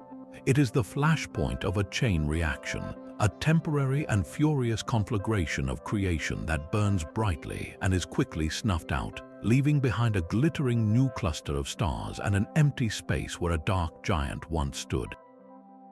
Those spectacular glowing borders in nebulae are not just beautiful. They are battle lines where the fierce ultraviolet glare from a newborn, massive star slams into the cold, dark wall of its parent molecular cloud. It creates a seething, luminous frontier known as a photodissociation region. This is the skin of the cloud, a zone of breathtaking violence and intricate chemistry, and it holds the key to the cloud's survival or its doom. You can see these regions with your own eyes in images of the Orion Nebula, where the brilliant glow of the trapezium stars lights up a sharp, rippling wall of gas like a cosmic shoreline. That glowing edge is not the star's light simply reflecting off dust. It is the gas itself being torn apart and set on fire. The physics is a relentless chain reaction. A single photon of ultraviolet light from the hot star carrying immense energy smashes into a molecule in the cloud's outer layer, most often a molecule of hydrogen. The impact is so violent it blasts the molecule apart, a process called photodissociation. This liberates individual atoms with tremendous speed. These atoms then crash into other particles, heating the gas to temperatures of thousands of degrees and causing it to glow in the vivid reds and greens characteristic of ionized hydrogen and oxygen. But the photon's destructive work is not done. It can continue deeper, dissociating other molecules like carbon monoxide and even knocking electrons off atoms to create a plasma of charged particles. This creates a layered chemical structure like the rings of a tree, with each layer marking how deeply the starlight has penetrated. Closest to the star, only ions and atoms can survive. A little deeper, simple molecules reform in the slightly shielded environment. Deeper still, in the cold dark, the complex organic ices and molecules we discussed earlier remain intact. The photodissociation region is thus a cosmic filter, a natural spectrometer that sorts matter by its resilience to radiation. The central mystery of this brilliant skin is its protective role. How good of a shield is it? The region absorbs and converts the star's destructive energy into heat and visible light, creating a buffer zone that protects the delicate chemistry of the cloud's deep interior. Its effectiveness depends on the density of the gas at the cloud's edge. A dense, sharp boundary creates a thin, incredibly bright front, like a solid wall holding back a floodlight. A more diffuse, fluffy edge allows the starlight to eat deeper into the cloud, evaporating it from within like a mist under the morning sun. This ongoing erosion is how a stellar nursery is ultimately dismantled by its most successful children. The massive stars, through their relentless ultraviolet output, are essentially digging their own birth cloud out from under themselves. They sculpt magnificent pillars and caverns like the famous pillars of creation, where dense knots of gas shielded by dust at their tips temporarily withstand the blast, leaving behind columnar structures pointing like accusing fingers back at the destructive stars. But these are only temporary shelters. Over tens of thousands of years, the photodissociation region will chew through even these pillars, evaporating the gas and truncating the formation of any smaller stars still growing within them. The glowing skin, for all its beauty, is a sign of the cloud's mortality. By studying the structure and emission of these regions, astronomers can measure the pressure and density at this critical interface. They can clock how quickly the cloud is being evaporated and predict how much time is left for star formation inside before the entire complex is blown apart. Its unused gas returned to the interstellar medium to one day begin the cycle again. The fate of every stellar nursery is written in the luminous script of its own photodissociation region, a glowing epitaph being composed in real time. The luminous borders of stellar nurseries are sculpted by a force far more chaotic than starlight alone. The interstellar medium is not a placid sea. It is a violently turbulent fluid, a churning, supersonic maelstrom where energy roars across scales from light years down to the size of our solar system. This turbulence is the great agitator of the galaxy, and its role presents a profound paradox. It is both the primary support holding vast clouds aloft against their own weight, and the very mechanism that seeds their eventual collapse into stars. The energy for this chaos begins with the most titanic events in the galaxy. A single supernova explosion detonates with the force of 1 billion suns, its shockwave plowing through the surrounding gas like a cosmic tsunami. The collision of two giant molecular clouds, or the hurricane force winds from a cluster of massive stars, injects similarly colossal disturbances. These events create enormous bubbles and cavities, hundreds of light years wide, setting the entire medium into motion on the largest scales. But the energy does not stay there. Like a stone dropped into a pond, the large-scale ripples break down into smaller and smaller waves. A single giant eddy spawns many smaller ones, which in turn fracture into even tinier vortices. This is the energy cascade, a fundamental process where kinetic energy waterfalls down from the scale of galactic structures to the scale of individual star-forming cores. It is this multi-scale chaos that defines the texture of the interstellar medium. The mystery lies in the details of this transfer. How exactly is the energy from a supernova bubble transformed and dissipated as heat and sound across light years of space? And more crucially, how does this roiling motion achieve its dual, contradictory purpose? On one hand, turbulence provides pressure. The constant supersonic churning of gas creates a kind of dynamic support, like the chaotic vibrations in a bowl of jelly that keep it from settling. This turbulent pressure can hold a cloud up against the relentless pull of its own gravity for millions of years, preventing premature collapse. It is a primary reason why star formation is so inefficient. The clouds are constantly being stirred apart even as they try to condense. Yet within that same turbulent soup lies the trigger for star birth. Turbulence is never smooth. It creates a network of shocks and compressions where streams of gas collide at phenomenal speeds. At these intersections, density soars, a random, fleeting knot of gas compressed by a passing turbulent eddy can suddenly find itself dense enough for gravity to gain a temporary foothold. In this way, turbulence does not just support clouds globally, it manufactures the specific, localized seeds from which stars will eventually grow. It is the architect of both the cloud and the cores within it. This beautiful contradiction makes simulating the interstellar medium one of the most daunting challenges in all of computational astrophysics. To capture it, a simulation must span scales from 100 light-years down to the size of a forming planetary system, a range of over 10 orders of magnitude.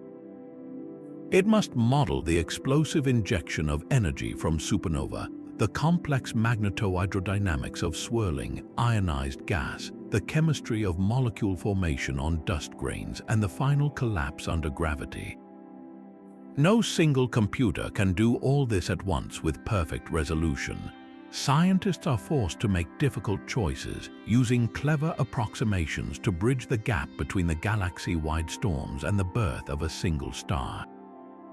The solutions to these simulations are not calm predictions, but dynamic, ever-changing visions of controlled chaos, revealing how the galaxy's largest explosions ultimately whisper to the smallest cradles of new light. The chaotic energy that sculpts the galaxy also hides the fate of one of its most fragile elements. Among the lightest atoms forged in the Big Bang, lithium holds a stubborn and perplexing discrepancy. Our most precise models of the universe's first 3 minutes tell us exactly how much primordial lithium should have been created. Yet, when we look at the oldest stars in the Milky Way, stars that formed from nearly pristine gas, they show only about 1/3 of the predicted amount. This is the cosmological lithium problem, a decades-old mystery that challenges our understanding of the universe's birth, but the puzzle does not end there. It extends into the interstellar medium of today, where lithium's trail grows even fainter and more confusing. So where did all the lithium go, and what does its journey through the galaxy tell us? The challenge begins with detection. Measuring interstellar lithium is extraordinarily difficult. Unlike hydrogen with its reliable 21-centimeter hum, lithium is a quiet atom. Its primary spectral lines are in the ultraviolet part of the spectrum, which is mostly blocked by Earth's atmosphere. To study it, we must rely on space telescopes, observing the faint absorption lines it creates in the light of distant stars. These lines are incredibly weak, requiring pristine data and bright background stars. What we have managed to measure reveals a startling situation. The amount of lithium we see floating freely in the gas phase of the interstellar medium is also far lower than we would expect, even after accounting for the primordial shortfall. It seems that lithium is not just missing from the oldest stars, it is continuing to disappear from the galactic gas. This points to an ongoing process, a cosmic vanishing act that has been running for billions of years. The prime suspects in this disappearance are stars themselves, but in two very different ways. The first is familiar: nuclear burning. Lithium is a fragile element. At temperatures far lower than those needed to fuse hydrogen, lithium nuclei can be destroyed.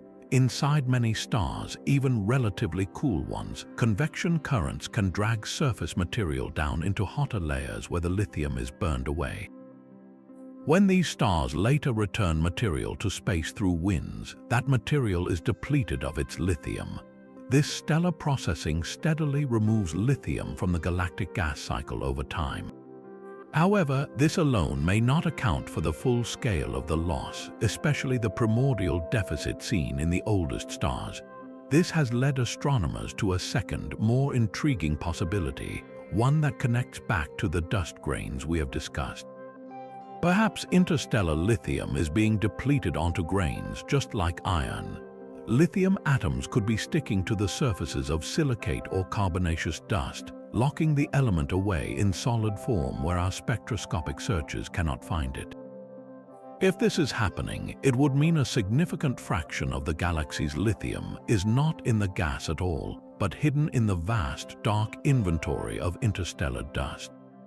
Solving this mystery requires untangling a history written in both starlight and dust. By measuring lithium abundances in stars of all ages, we can map how its galactic supply has changed over cosmic time. By searching for new ways to detect lithium in solid form, perhaps through subtle effects on dust's infrared signatures, we might find its hidden reservoir. The interstellar lithium problem is a smaller piece of the vast cosmological puzzle, but it is a critical one. This delicate element acts as a sensitive tracer. Its abundance is a record of how material has been processed, cycled, and hidden throughout the life of the galaxy.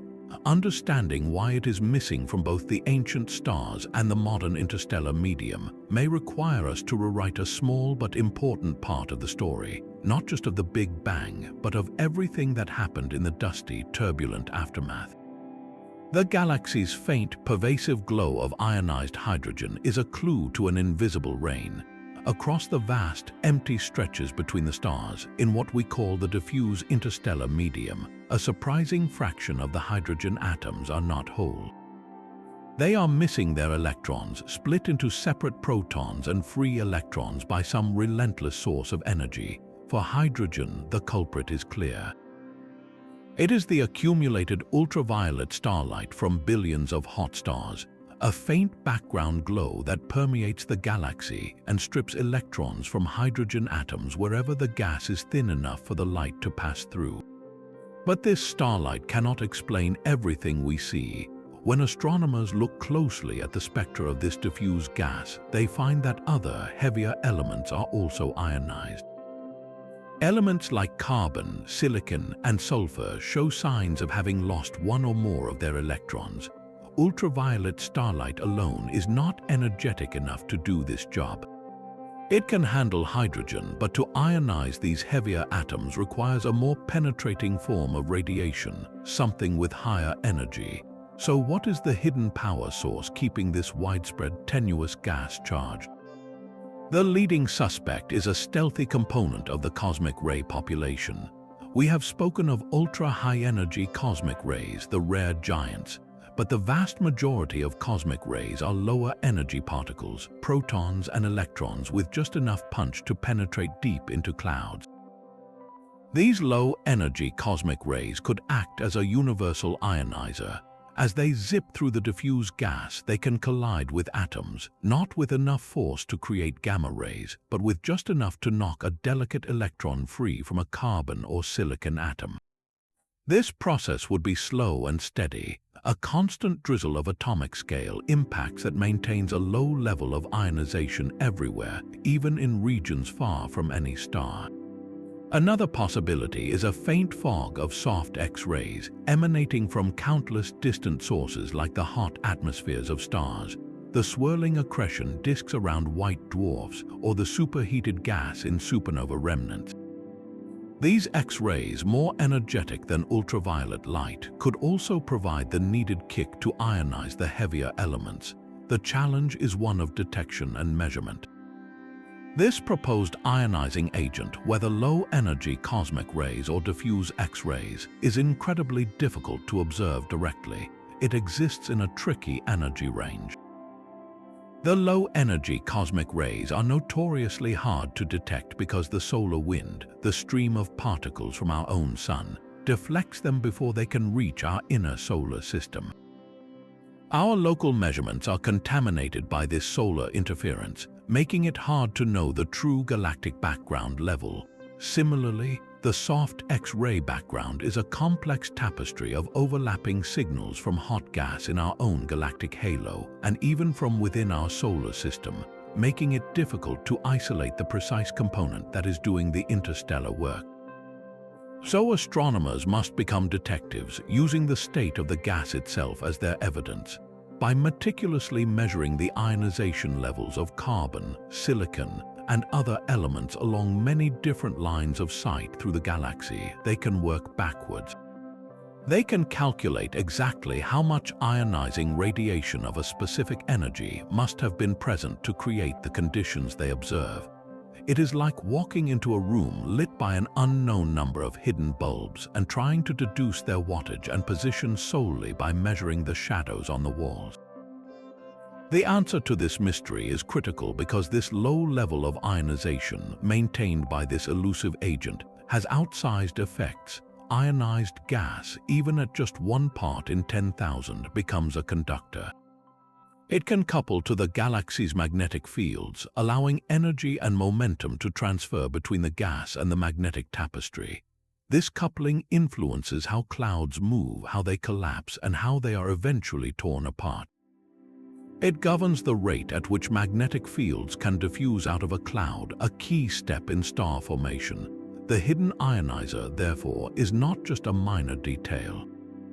It is a fundamental regulator of the interstellar medium's dynamics, a subtle hand that keeps the galaxy's gas slightly conductive, ready to respond to the invisible forces that shape its destiny.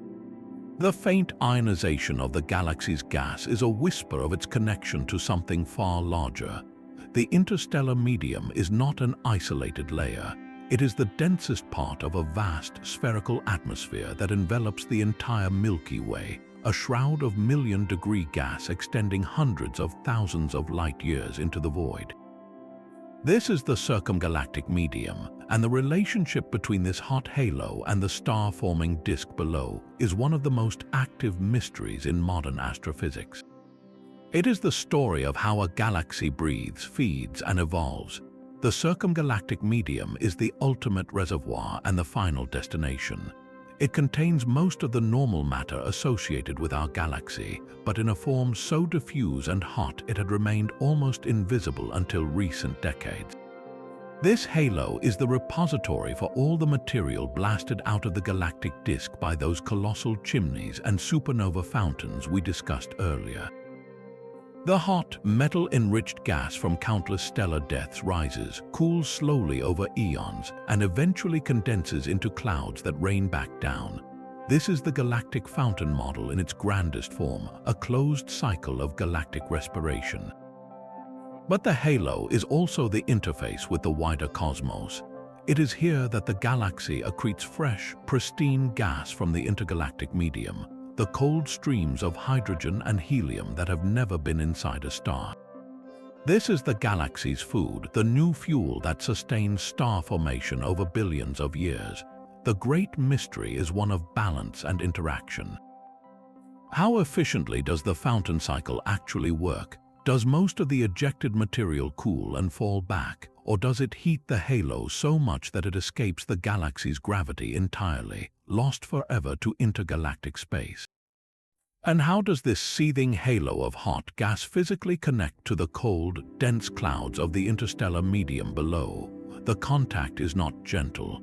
As cool clouds from the disk are lifted into the halo, or as condensing clouds from the halo begin their descent, they are bathed in this intense, corrosive heat. The surface of a cool cloud plunging into the million-degree halo would be ablated and evaporated, like a block of ice thrown into a blast furnace.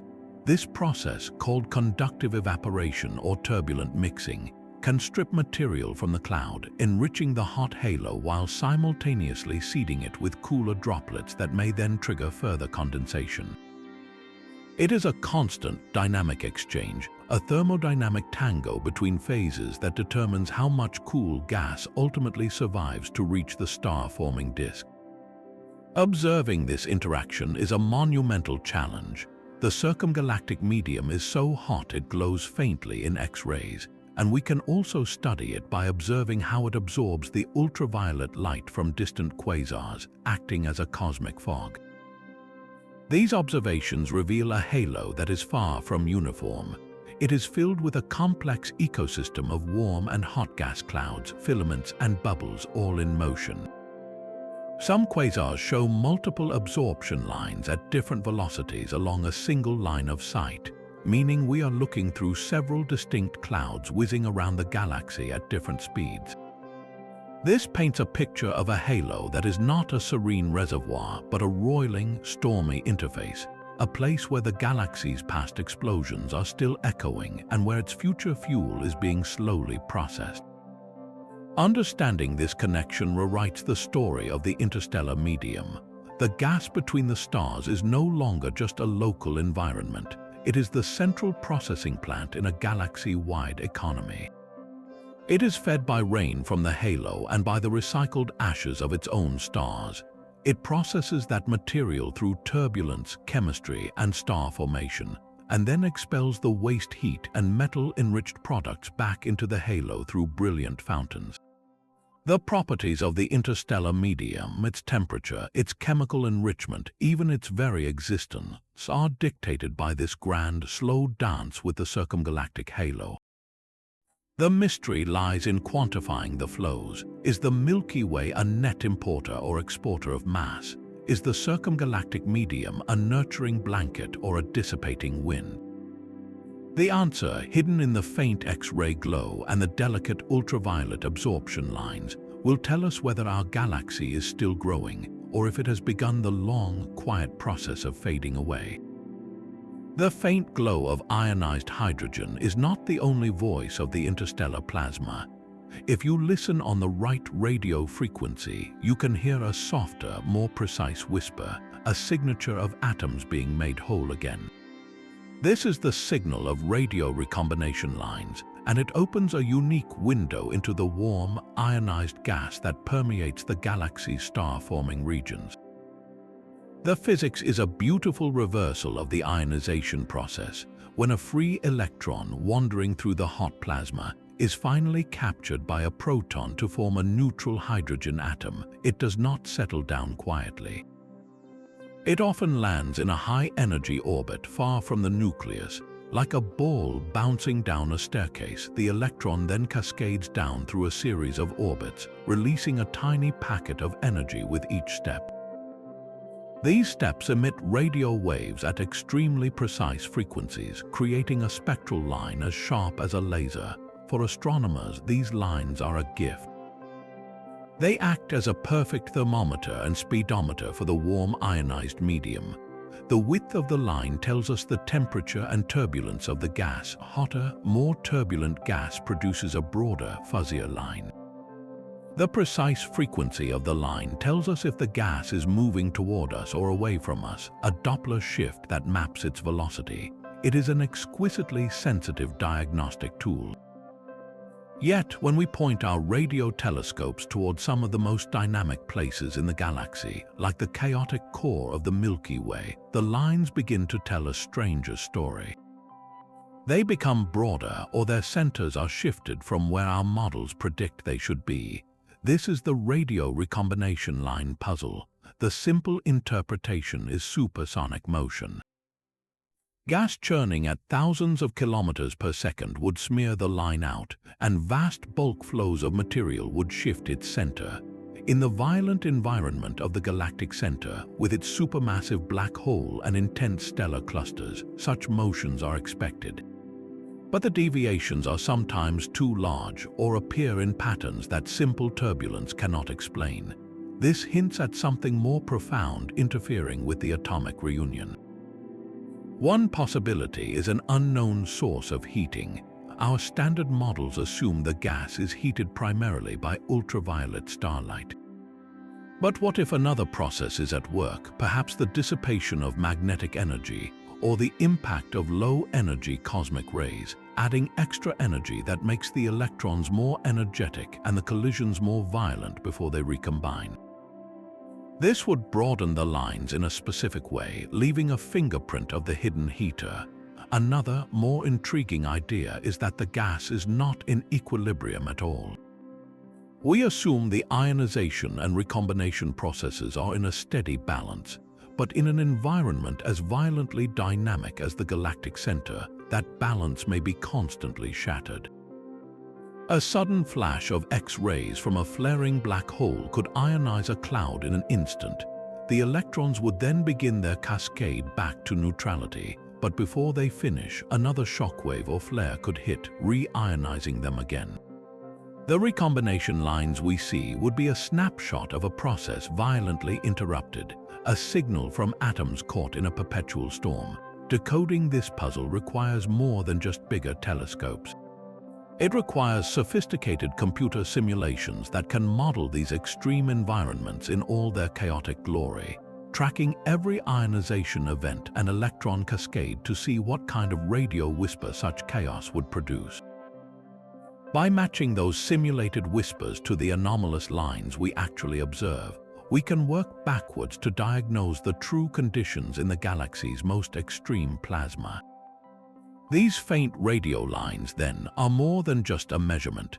They are a direct probe into the heart of astrophysical violence, a way to listen to the sound of gas being torn apart and stitched back together under conditions no laboratory could ever recreate. The universe seems determined to tear apart the very building blocks it creates. In the fierce glare near a newborn massive star, or adrift in the diffuse glow of the galactic disk, complex organic molecules face an environment of relentless destruction. Ultraviolet photons, each carrying the energy to shatter chemical bonds, flood these spaces. Logic dictates that delicate molecular architectures, the sugars and alcohols and ringed hydrocarbons, should be obliterated in an instant. Yet our telescopes tell a different story. We detect them there in the harshest possible neighborhoods. This is the mystery of molecular survival. How do these fragile creations endure in a cosmos seemingly intent on their annihilation? The answer lies in a combination of cosmic shelters and rapid, relentless renewal. One of the most effective refuges is the humble dust grain, but not just any part of it. Deep within the cold, dense cores of molecular clouds, these grains are coated in thick mantles of ice water, carbon dioxide, methanol, and ammonia. This icy shell is more than a chemical laboratory, it is a bulletproof vest. When a destructive ultraviolet photon penetrates the cloud and strikes the mantle, its energy is absorbed by the entire icy matrix. The photon's energy is converted into heat, causing the ice to vibrate, but it rarely delivers a precise, shattering blow to a single, complex molecule nestled within. The ice acts as a buffer, dissipating the destructive energy harmlessly. Furthermore, the molecule itself may be trapped within the ice, its chemical bonds shielded by a cage of water molecules, a phenomenon known as an ice matrix isolation. It is like a priceless document sealed inside a block of clear resin, protected from fire and tearing. But not all molecules enjoy such deep freeze security. In the more exposed diffuse interstellar medium, where clouds are thin and starlight pours through, another strategy emerges. Here, survival depends on numbers and speed. Astronomers suspect that in these hostile zones, molecules are not long-lived relics. Instead, they are part of a rapid, continuous cycle of destruction and reformation. A complex molecule might form on a transient, tiny dust clump, only to be broken apart by a photon seconds later. But the fragments, the broken pieces, do not simply vanish. They are still in close proximity, swirling in a dense knot of gas. Almost immediately, they can recombine or latch onto another small grain, restarting the assembly process. In this view, the detection of a complex molecule in a harsh environment is not a snapshot of a stable object. It is a freeze frame of an ongoing, frenetic dance. The molecule exists because the rate of its formation in that tiny, shielded microenvironment momentarily equals or exceeds the rate of its destruction. It is a flame that persists not because it is unburnable, but because new fuel is constantly being fed into it. This leads to a profound shift in perspective. The resilience of interstellar chemistry is not about the toughness of individual molecules. It is about the robustness of the processes that create them. The universe is not a static museum displaying delicate molecular artifacts. It is a dynamic, chaotic workshop where conditions for creation are constantly flickering in and out of existence in tiny pockets. A dense clump the size of our solar system within a larger diffuse cloud can provide enough temporary shelter for molecules to form and be detected, even while the surrounding gas is bathed in lethal radiation. This hidden, small-scale structure is the key. The interstellar medium is not a smooth soup. It is a froth of filaments, clumps, and voids. A molecule's survival may depend on it being born in the shadow of a slightly denser ripple or behind the microscopic bulk of a dust grain. The mystery deepens when we consider the most fragile molecules of all, the ones considered precursors to amino acids. Their continued presence in hostile zones suggests that these protective microenvironments are astonishingly common, and that the chemical pathways to complexity are so efficient they can outpace the galaxy's most powerful destructive force, starlight itself. This resilience implies that the ingredients for life are not rare treasures, forged only in perfect, quiet nurseries and then carefully preserved. They are tenacious weeds, constantly sprouting in the cosmic cracks, able to grow again and again no matter how often the garden is scorched by stellar fire. The galaxy, it seems, is not just building the blocks of life. It is practicing persistence on an atomic scale, ensuring that these blocks are available almost everywhere against all odds. This tenacity of interstellar chemistry is a testament to a galaxy still in its prime, but every cycle of creation and destruction draws from a finite well. The grand narrative of the interstellar medium leads to one final, overarching mystery, a question about the ultimate fate of the Milky Way itself. Will our galaxy's vibrant cycles of star birth continue for tens of billions of years, or are we witnessing the brilliant but temporary flourishing of a cosmic spring? The answer lies in the future of the gas reservoir, the interstellar medium, and a process astronomers call star formation quenching. This is the slow, cosmic-scale dimming of a galaxy's stellar engines. Observations of the wider universe show us galaxies in every stage of life. Spiral galaxies like our own, blue and sparkling with young stars, are the vibrant youth. Then there are the massive, red and dead ellipticals, galaxies that have used up or lost their cool gas and now harbor only aging, redder stars with no new suns being born. The mystery is how a galaxy transitions from one state to the other. Will the Milky Way, too, one day become a red and dead island in the void? The journey toward that quiet end is governed by a complex tug of war between forces that replenish the interstellar medium and forces that deplete or destroy it. On one side is the gentle, ongoing accretion of pristine hydrogen from the circumgalactic halo and the infall of high-velocity clouds, a slow trickle of new fuel. There is also the recycling of material through stellar winds and supernova, which returns enriched gas to the pool. But arrayed against this are powerful quenching mechanisms. The first is the very process of star formation itself. Each generation of stars locks up a fraction of the interstellar medium into long-lived stellar bodies like our Sun, which will sequester that material for billions of years. More dramatically, the supernova feedback from massive stars, the same process that creates galactic fountains, can be so violent that it doesn't just recycle gas. It can launch it entirely out of the galaxy's gravitational grasp, a process known as galactic winds. In extreme environments, this wind can be a permanent exile for star-forming fuel. Another potential quencher lurks in the galactic core. If the supermassive black hole at the center of the Milky Way were to become active, feasting on large amounts of gas, it could unleash titanic jets and radiation that would heat the entire circumgalactic halo. A halo that is too hot cannot cool and condense to form the rain of new gas onto the disk.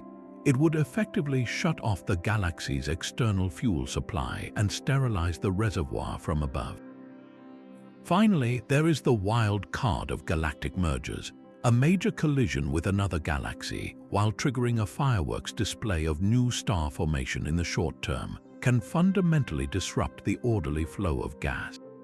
It can funnel vast amounts of material into the central black hole, triggering the violent feedback mentioned earlier, or it can stir the interstellar medium into such a frenzy that it is entirely ejected or consumed in one final glorious burst.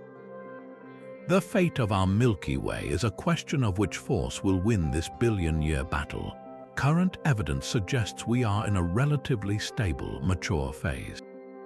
The accretion of new gas and the recycling of old seem roughly in balance, but this equilibrium cannot last forever. As the galaxy ages, the reservoir of pristine gas in the halo will diminish. The chemical enrichment from successive stellar generations will make the remaining gas more metal-rich, which can actually make it cool more efficiently, potentially leading to more intense but shorter-lived bursts of star formation in the distant future. The great mystery we cannot yet solve is the efficiency of the galactic scale feedback. How much gas do supernovae truly expel forever? How effective is our black hole at turning on and regulating this process? The answers are written in the faint, hot glow of our own galactic halo and in the detailed motions of the gas clouds we see today. To look at the delicate structures of a nearby nebula, the glowing filaments and dark pillars, is to see more than just a stellar nursery. It is to witness a single chapter in a story that spans the lifetime of the cosmos. The interstellar medium is the protagonist of that story, the mutable stuff of the galaxy, the ink with which its history is written and the fuel for its future. Its 30 mysteries, from the hiding places of dark gas to the final whisper of radio recombination lines, are not isolated puzzles. They are interconnected threads in a single, magnificent tapestry that describes how a galaxy lives, breathes, and ultimately how it will one day fade. The greatest secret it holds is not about what exists in the darkness between the stars today, but about what that darkness will become tomorrow. This invisible ocean is the galaxy's living, breathing heart. Its 30 mysteries are not isolated riddles. They are interconnected threads in a single, magnificent tapestry, woven from the coldest ices and the hottest plasma, from silent magnetic fields and supersonic turbulence. The dark gas hides the fuel, the spinning dust whispers of destruction, and the galactic fountains churn the great cycle. Each puzzle we solve about the interstellar medium illuminates another. Finding the missing ion explains how dust controls a cloud's temperature. Mapping the magnetic fields reveals how cosmic rays navigate their pinball journey. Decoding the diffuse interstellar bands may finally show us how carbon builds the precursors to life itself. This is not just a study of empty space. It is the fundamental quest to understand where stars come from, how galaxies grow old, and how the raw ingredients for planets and living things are forged in the void and delivered to worlds like ours. Every new telescope, from the James Webb Space Telescope peering into dusty nurseries to future probes venturing into the local interstellar cloud, brings us closer to answers. These missions are not just collecting data, they are reading the autobiography of our galaxy, written in the faint glow of radio waves, the sharp cut of X-rays, and the delicate fingerprints of molecules. So stay curious. The next great discovery might be the clue that finally connects two of these mysteries, revealing a deeper truth about the cosmos we sail through. Which of these 30 enigmas captures your imagination the most? Is it the phantom reservoirs of dark gas, the furious spin of nanoparticles, or the great rain of high-velocity clouds? Let us know in the comments and keep looking up. The greatest chapters of our galactic story are still being written in the light and the darkness